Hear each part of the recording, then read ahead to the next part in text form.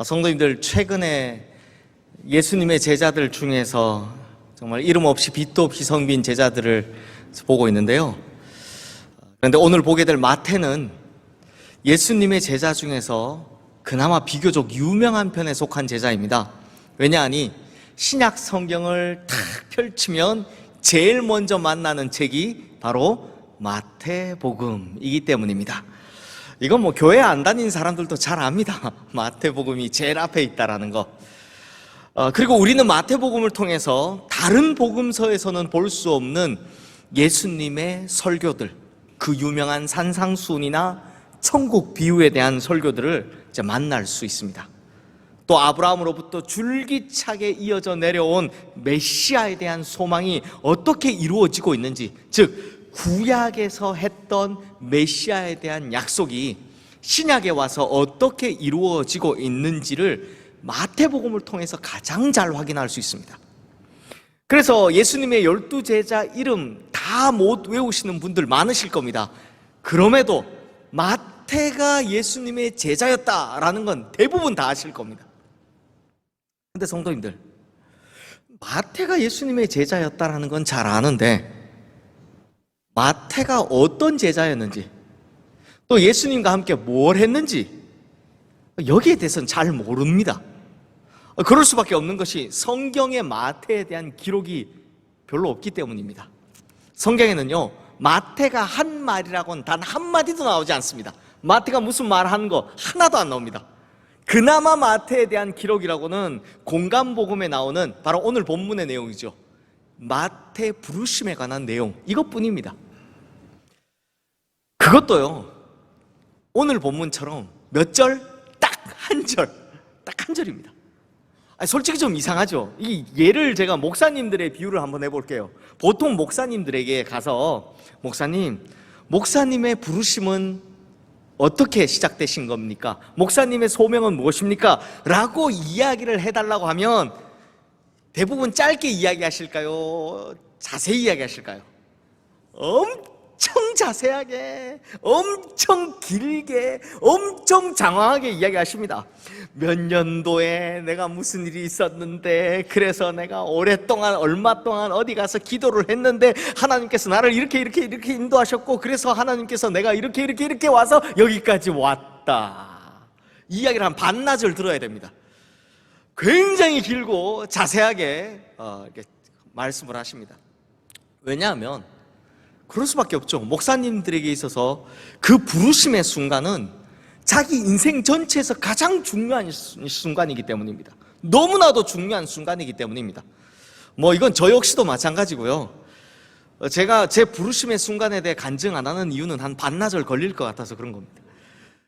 저 역시 이 부르심의 순간이 얼마나 중요했는지, 목회가 힘들거나 또는 포기하고 싶었을 때마다, 우리 교회에서는 그런 일이 없었는데 예전에 그만둬야 되겠다 생각할 때마다 부르심의 순간을 기억하면서 그걸 극복하고 넘어간 적이 한두 번이 아니었습니다. 너무나 중요하죠.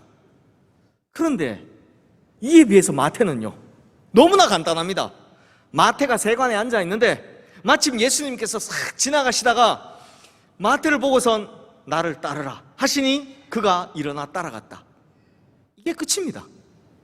아니 다른 사람들은 다른 복음서에는 그렇다 쳐도 정작 마태가 자기 스스로 기록한 복음서에는 좀 길게 써야죠.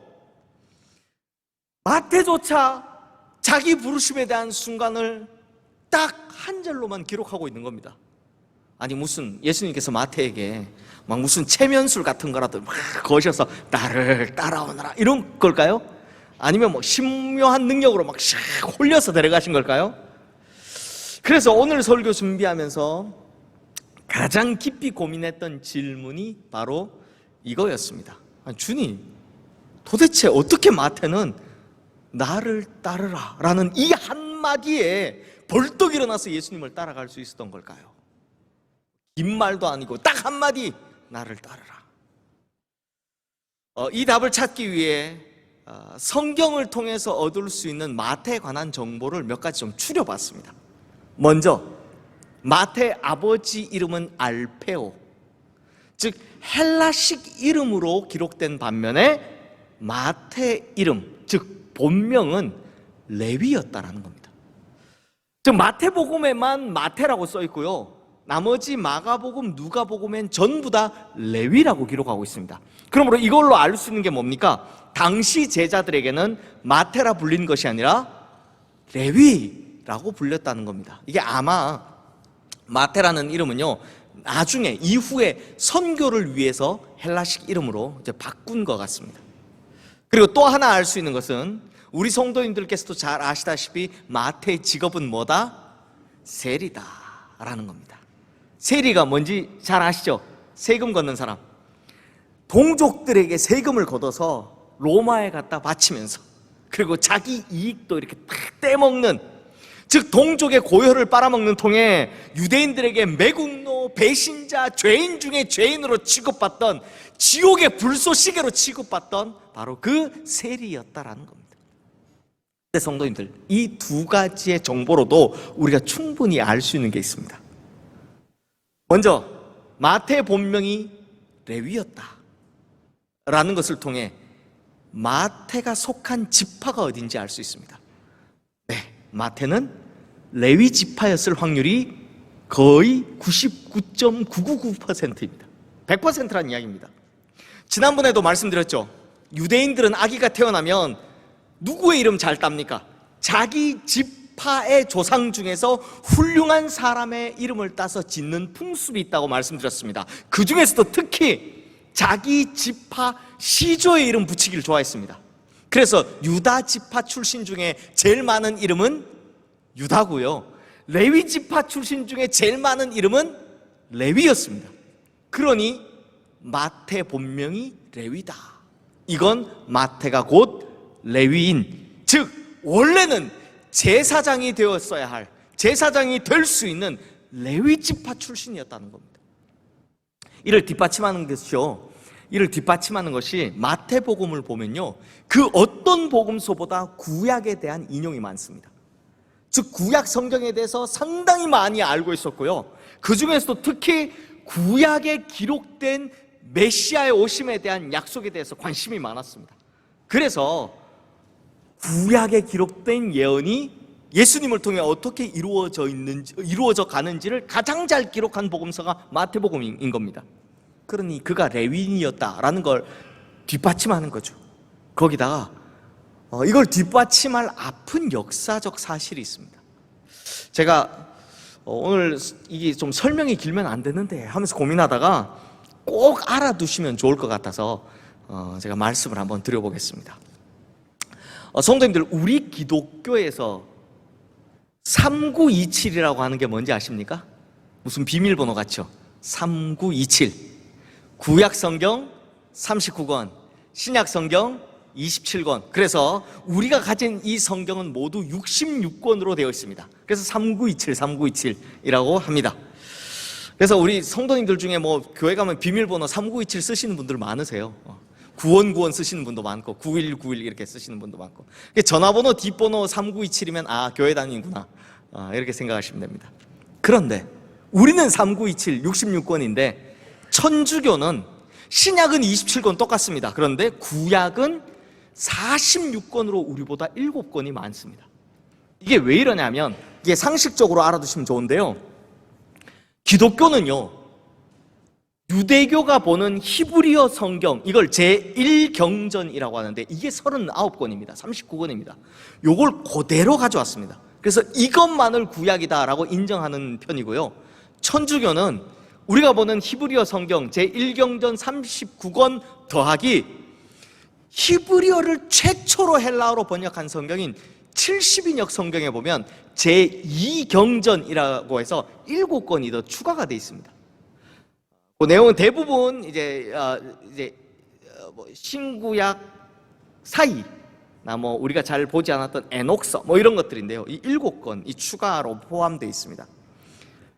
그래서 이제 천주교는 우리보다 7권이 더 많은 거죠. 그런데 이 7권 우리도 볼 수 있습니다. 연세가 좀 있으신 성도님들 아실 겁니다.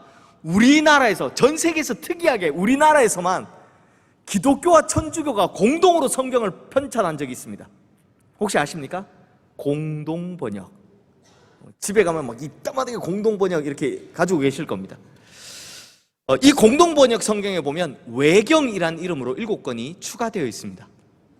그 7권 중에서요, 신구약 중간 시대에 있었던 사건, 헬라의 왕 안티오쿠스 에피파네스가 했던 유대인들에 대한 혹독한 탄압에 대한 기록이 있는데요, 마카오베오상 1장 44절 이하에 보면 안티오쿠스 왕이 유대인들에게 내린 칙령 10가지가 나옵니다. 먼저 9가지가 나오는데 그 내용을 보면 유다인들은 이교도의 관습을 따를 것, 성소 안에서 번제를 드리거나 희생제물을 드리거나 술을 봉헌하는 따위의 예식을 하지 말 것, 안식일과 기타 축제일을 지키지 말 것, 성소와 성직자들을 모독할 것 등등, 하여튼 성전에서 드려지는 예배 절대로 하지 마라, 완전히 예배를 없애버리는 칙령 9가지를 발표합니다. 여기 보면 심지어 성전에서 음란한 행위를 하라, 뭐 이런 것도 있습니다. 그리고 나서 맨 마지막에 이 명령을 따르지 않는 자는 사형에 처한다 라고 해서 10가지입니다. 그러면 성도님들, 이 칙령이 딱 내려졌을 때 제일 타격받았던 사람이 누구였을까요? 바로 제사장들과 레위인들이었습니다. 아니, 일반 백성들 입장에서는 그냥 신앙생활 못하는 거, 예배 못 드리는 거 외에는 자기 생활에 별로 다른 게 없습니다. 큰 타격이 없습니다. 하지만 레위인들, 제사장들 입장에서는 자기 삶의 터전이 사라진 겁니다. 자기 기업이 사라진 겁니다. 그러니 성전에서 쫓겨나 당장 먹고 살 길이 막막했던 레위인들, 거기다가 땅을 기업으로 받지 못했으니 땅도 없죠. 그러니 농사를 지어본 적도 없죠. 그랬던 레위인이 가장 손쉽게 할 수 있었던 일이 무엇이었을까요? 바로 사무직이었습니다. 사무행정, 사무직이었습니다. 왜? 본인들 성전에서 맨날 기록하고 일을 했으니까. 그래서 역사의 기록에 보면 당시 수많은 레위인들이 뭐가 됐다? 세리가 되었다고 합니다. 비록 레위인들이었지만 성전에서 쫓겨났으니 당장 먹고 살기 위해 어쩔 수 없이 동족으로부터 창녀와 이방인과 죄인 같은 취급받으며 반역자요 매국노라고 멸시를 받을지라도 당장 먹고 살기 위해 세리로 살아갈 수밖에 없었던 거죠. 어떻게 보면 참 아픈 역사이고 불쌍한 이들이 바로 이 사람들입니다. 자, 이렇게 긴 설명을 끝내고 그럼 다시 원래 질문으로 돌아가서 대체 어떻게 세관에 앉아있던 마태가 나를 따르라 라는 이 한마디, 단 한마디에 벌떡 일어나서 예수님을 따를 수 있게 되었을까요? 성도님들, 마태에 대한 기록이 너무 없다라고 하지만 참 신기한 것은요, 이 마태 부르심에 관한 기록이 마태, 마가, 누가 모두 다 나온다라는 겁니다. 똑같은 내용이 다 나온다라는 겁니다. 왜 그럴까 생각을 해봤더니 바로 그 뒤에 나오는 예수님의 말씀이 너무나 중요해서요. 그 말씀이 뭐냐? 마태를 부르신 그날 예수님께서 마태의 집에 가서 식사를 하십니다. 그런데 그 자리에 세리들이 많이 앉아 있으니까 바리새인들이 예수님의 제자들에게 이렇게 불평을 하며 물어요. 야, 어찌하여 너희 선생은 세리와 죄인들과 함께 잡수시느냐? 그때 예수님께서 이렇게 말씀하십니다. 나는 의인을 부르러 온 것이 아니요 죄인을 부르러 왔노라. 즉 예수님께서 누구를 부르신다고요? 죄인을 부르신다는 겁니다. 죄인을 부르신다는 겁니다. 성도님들, 사실 제가 오늘 설교 이 마태에 대한 연구를 하면서 가장 궁금했던 것이 이것이었습니다. 뭐냐면 마태 부르심 사건이 산상수훈 뒤인 마태복음 9장에 나온다는 겁니다. 그러니까 시간상으로 제가 이걸 펼쳐보면 먼저 마태복음 4장에는 자막이 너무 커서 제가 키가 더 커야 되겠습니다. 마태복음 4장입니다. 4장에는 1차로 제자를 부르시는 장면이 나옵니다. 그때 부르심을 받은 제자들이 누구냐? 바로 베드로, 안드레, 야고보, 요한, 이렇게 4명이었습니다. 그리고 이 제자들에게 처음으로 가르치신 말씀이 바로 마태복음 5장, 6장, 7장에 나오는 산상수훈인 겁니다. 4장의 제자들 부르시고 5, 6, 7장의 산상수훈 제자들을 향해 가르치셨다는 겁니다. 그리고 마태의 부르심은 그 이후인 9장이다라는 겁니다. 그럼 뭔가 이상하지 않습니까?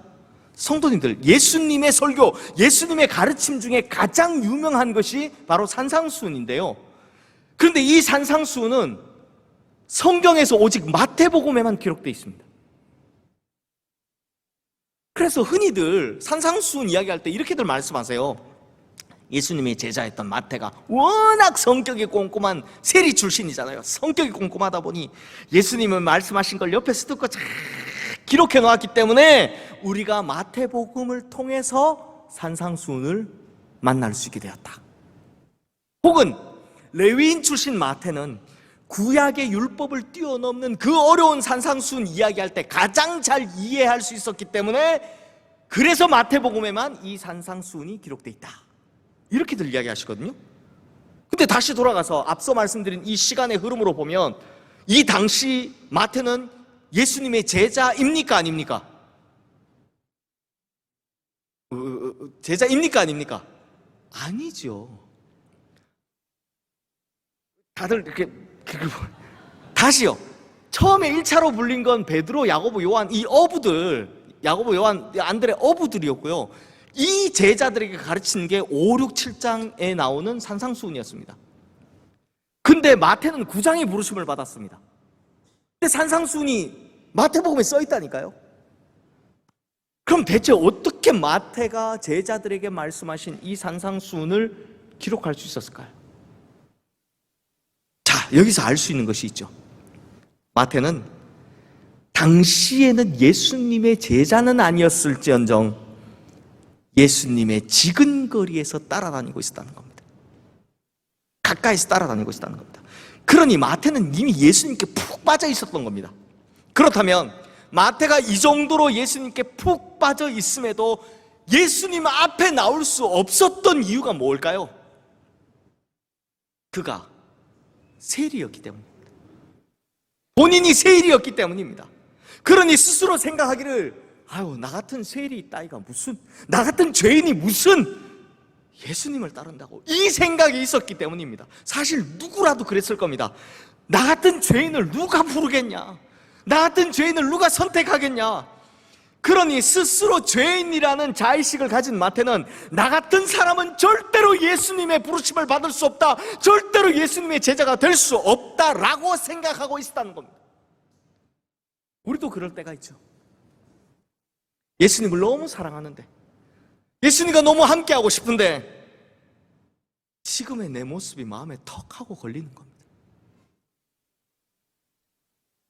예수님과 함께하고 싶은데 과거의 내 죄가, 또 과거의 나의 잘못된 그 수많은 선택들이 내 마음에 걸리는 겁니다. 그리고 여전히 내 안에 살아있는 나의 옛사람들, 나의 옛성품들 생각해보면 똑같이 생각이 드는 겁니다. 아니, 나 같은 사람이 무슨, 나도 다른 사람들처럼 예수님과 함께하고 싶은데, 나도 다른 사람들처럼 정말 은혜 넘치게 받고 싶은데, 나도 다른 사람들처럼 하나님을 위해서 살고 싶은데, 하나님께 부르심을 받고 싶은데, 나 같은 사람이 무슨, 나 같은 사람이 무슨 주님께 부르심을 받는다고 생각을 하는 거죠. 내 속을 들여다볼 때마다, 내 과거를 들여다볼 때마다 이 생각이 가로막는 겁니다. 하지만 성도님들, 예수님께서는 절대 그러신 분이 아니십니다.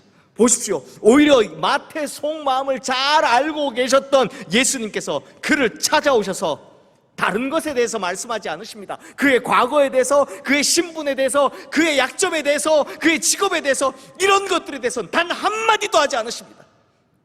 오히려 마태가 가장 듣고 싶어 했던 그 한마디, 마태에게 가장 필요했던 그 딱 한마디를 하신 거죠. 나를 따르라. 이게 끝입니다.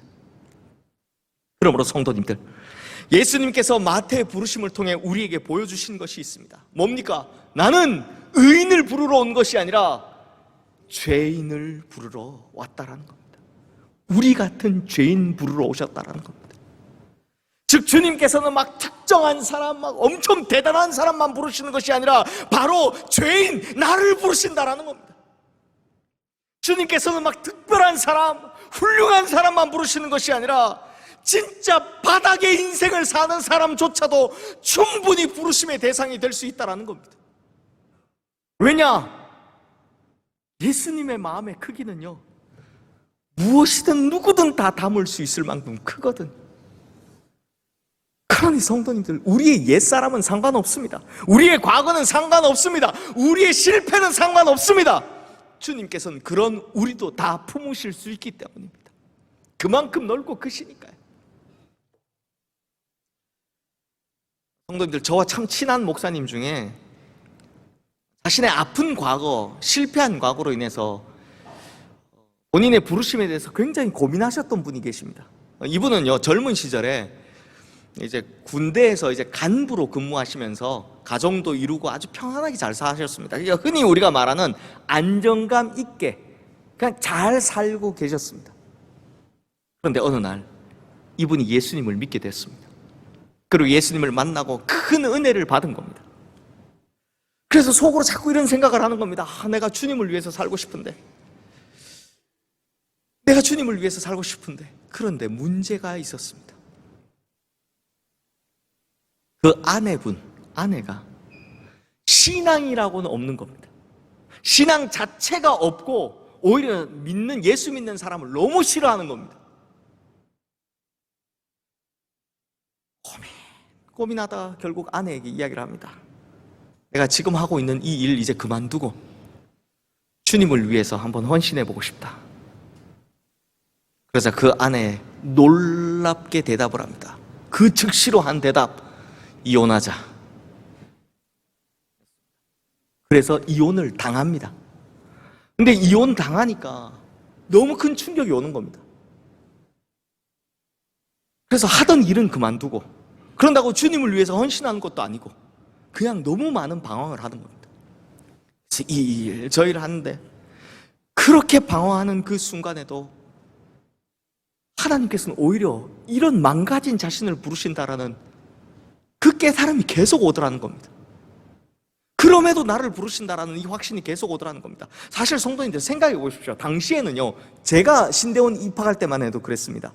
이혼 경력을 가진 사람은 신학교에서 뽑아주지 않았습니다. 이런 말이 있었습니다. 살인자는 뽑아줘도 이혼한 사람은 안 뽑아준다. 그 당시에 그랬습니다. 아니, 그리고 생각해 보세요. 설령 신학교를 갖다 쳐도 어느 교회에서 자기를 받아주겠습니까? 어느 교회에서 자기를 청빙해 주겠습니까? 이혼한 경력이 있는 사람을. 그래서 고민이 됐던 거죠. 그럼에도 하나님의 부르심이 계속되니까 하나님의 부르심이 변함없다라는 걸 깨닫고 결국 목회자의 길을 걷습니다. 그런데 어떻게 된지 아십니까?